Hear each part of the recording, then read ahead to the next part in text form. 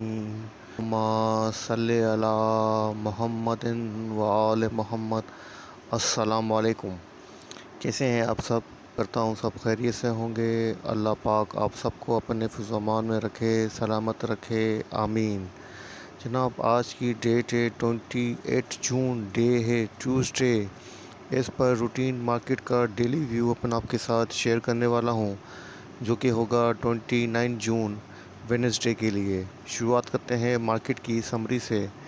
तो जनाब, यहाँ पर आपके सामने आज इंडेक्स ने अपनी जो क्लोजिंग एडजस्ट की है 41,765 के ऊपर की है। इंडेक्स ने जो पॉइंट्स डिक्लाइन किए हैं 112 पॉइंट डिक्लाइन किए हैं, जो कि बनता है 0.27% डिक्लाइन। आज जो वॉल्यूम जनरेटर हैं 120.02 मिलियंस के वॉल्यूम जनरेटर हैं, जो कि कल की निस्बत डिक्लाइन है। और अपने 5 डेज़ का जो एवरेज वॉल्यूम बनता है 150.55 मिलियन, उसके बिलो हैं। आज जनाब इंडेक्स ने जो अपनी ओपनिंग दी थी 41,995 के पास से दी थी। अपना जो हाई पोस्ट किया है 42,149 का किया है, और जो अपना लो पोस्ट किया है 41,614 का किया है। थ्रू आउट द डे जो इंडेक्स की पोजीशन रही है जनाब, वो वोलेटाइल रही है और रेंज बाउंड रही है। टॉप पॉइंट कंट्रीब्यूटर्स की बात करें तो जनाब नंबर 1 पे आता है हमारे पास लकी सीमेंट, जिसने इंडेक्स के अंदर 38.8 किए हैं। उसके बाद सेकंड नंबर पे नेस्ले है, जिसने 16.8 किए हैं। थर्ड नंबर पे पीओल है, जिसने 16.8 किए। डीजीकेसी ने 9.8 किए हैं। थल सीमेंट ने 9.8 किए हैं। पैकेट ने जनाब 6 पॉइंट इंडेक्स के अंदर ऐड किए हैं। अगर डिक्लाइनर की बात करें, नंबर 1 पे एफएफसी है, सेकंड नंबर पे बीएचएल है, थर्ड नंबर पे पीएसओ है, जिसके बाद मारी पेट्रोलियम, फिर एमसीबी, फिर एमईबीएल, फिर सिस्टम एक्सेट्रा एक्सेट्रा। करते हैं आज के वॉल्यूम डे स्टॉक्स की। नंबर 1 पे केईएल है, जिसने ₹3.13 के ऊपर अपनी क्लोजिंग एडजस्ट की है और पॉजिटिव रहा है 1.29%। सेकंड नंबर पे जनाब ओ बॉय का राइट शेयर है जनाब, जिसने 4 पैसा के ऊपर अपनी क्लोजिंग एडजस्ट की है और नेगेटिव रहा है 93.22%। उसके बाद WTL है, जिसने ₹1.29 के ऊपर अपनी क्लोजिंग एडजस्ट की है, 39 पैसा के ऊपर अपनी क्लोजिंग एडजस्ट की है और नेगेटिव रहा है 2.80%। उसके बाद यूनिटी फूड है, जिसने ₹20.28 के ऊपर अपनी क्लोजिंग एडजस्ट की है और नेगेटिव रहा है 1.03%। उसके बाद सीनर्जी है, जिसने ₹5.39 के ऊपर अपनी क्लोजिंग एडजस्ट की है और नेगेटिव रहा है 1.82%। जिसकी ईपीएस आई है ₹16.82 और रिजल्ट है जनाब ईयर एंडेड मार्च 31, 2022।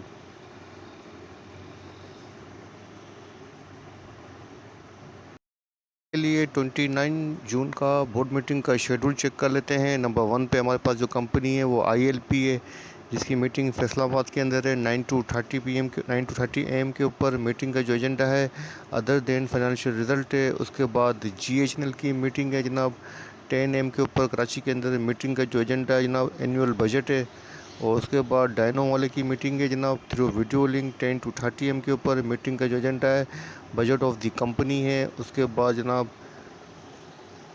एस सी एल की मीटिंग है जनाब कराची के अंदर 11 AM के ऊपर। मीटिंग का जो एजेंडा है अदर देन फाइनेंशियल रिजल्ट है। उसके बाद पीएनएससी की मीटिंग है जनाब कराची के अंदर। मीटिंग का जो एजेंडा है वो एनुअल बजट है। उसके बाद जीएचएनआई की मीटिंग है जनाब थ्रू वीडियो लिंक 12 PM के ऊपर। मीटिंग का जो एजेंडा है एनुअल बजट है। उसके बाद एक्साइड वालों की मीटिंग है जनाब कराची के अंदर। मीटिंग का एजेंडा जनाब एनुअल फॉर मार्च 31, 2022 है। उसके बाद एक्साइड की सेकंड मीटिंग है जनाब 12 के ऊपर कराची के अंदर। मीटिंग का जो एजेंडा है Q1 का जो है जून 30, 2022।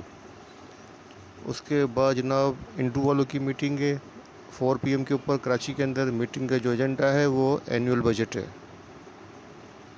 टॉप 10 कंपनीज़ के ओपन इंटरेस्ट डेटा की, तो आपके सामने 28 जून का आज का ओपन इंटरेस्ट डेटा मौजूद है।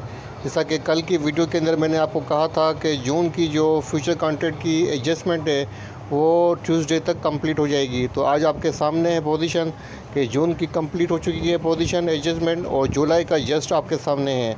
तो जनाब जुलाई का जो डेटा है वो ओवरऑल इंक्रीज़ हुआ है 2.1% और आपके सामने प्राइस भी इंक्रीज़ प्राइस जो है वो डिक्लाइन हुई है, प्राइस डिक्लाइन हुई है और ओपन इंटरेस्ट डेटा इंक्रीज़ हुआ है। इसका मतलब है शॉर्ट पोजीशन को इंडिकेट कर रहा है।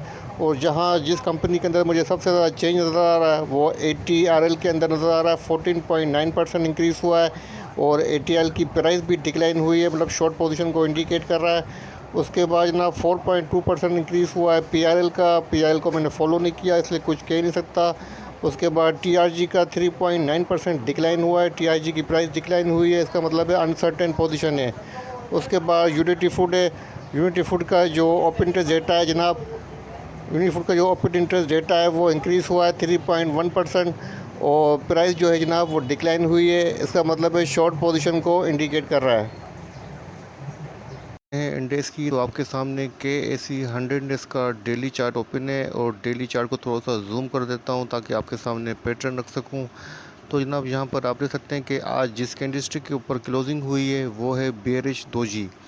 बेरिश डोजी कैंडलस्टिक के ऊपर क्लोजिंग हुई है और इंडेक्स ने आज अपनी फर्स्ट रेजिस्टेंस को टेस्ट भी किया जो कि जनाब 42,069 की थी। इसको टेस्ट किया लेकिन इसको मैनेज नहीं कर पाया और इन लास्ट में अपनी जो क्लोजिंग एडजस्ट की है वो अपनी 41,854 की जो सपोर्ट थी इसको ब्रेक करके इसके नीचे क्लोजिंग दी है।